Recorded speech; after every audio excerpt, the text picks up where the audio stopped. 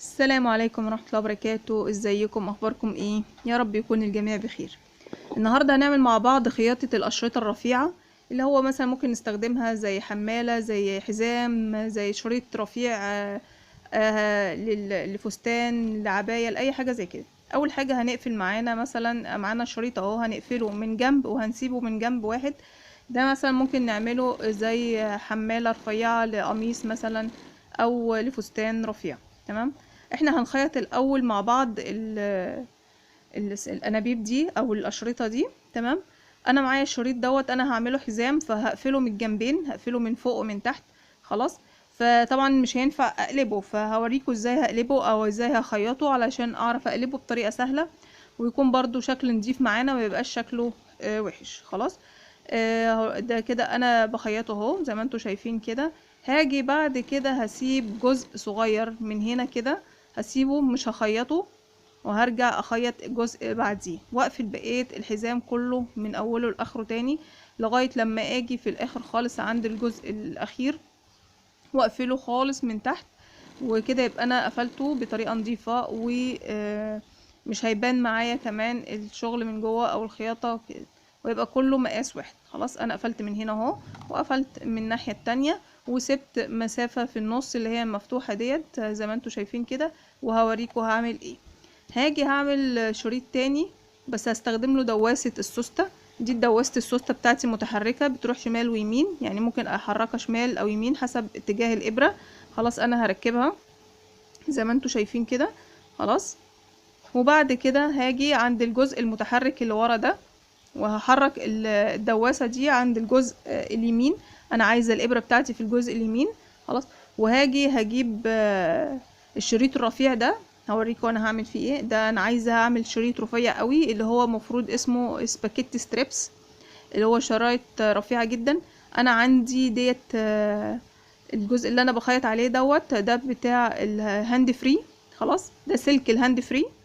انا بايظ عندي ما بستعملوش، فانا جبته استعمله. عندك دبارة، عندك استك، اي حاجة رفيعة جدا، اي خيط رفيع بس يكون سميك شوية. خلاص. انا هدخله اهو، همشي بدواسة السوست على جنبه كده بالظبط، هسيب ملي بس كده للخياطة. تمام. وهمشي جنبه. ده اسمه سباكيتي ستريبس، او الشريط الرفيع جدا. تمام.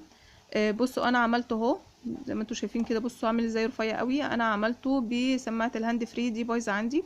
فانا دلوقتي هاجي اقلب كل الشرايط دي، هستعمل معاها الشاليمو.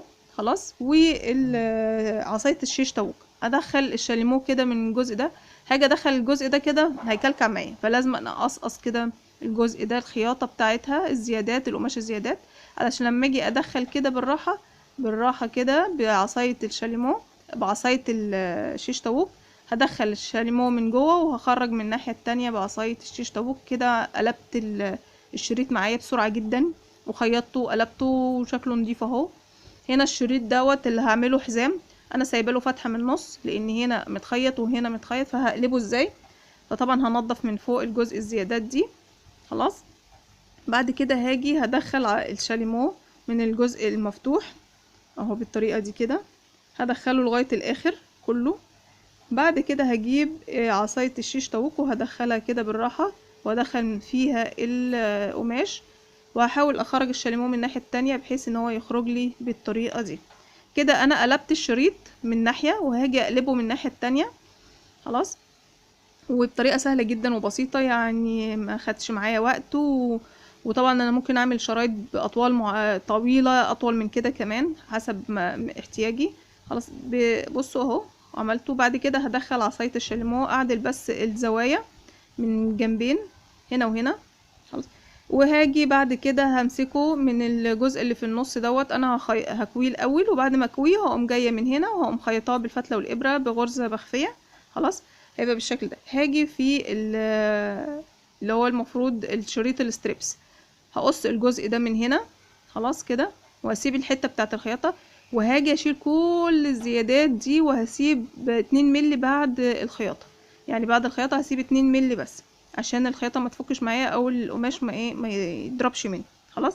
وهاجي بعد كده هجيب ال عصاية الشيش طاووق، وهحاول ان انا اساعد الشريط كده ان انا ادخله لجوه، بحيث ان انا لما اجي اشد يشد معايا، وهريحه. بصوا زي ما انتوا شايفين كده بطريقه بسيطه جدا.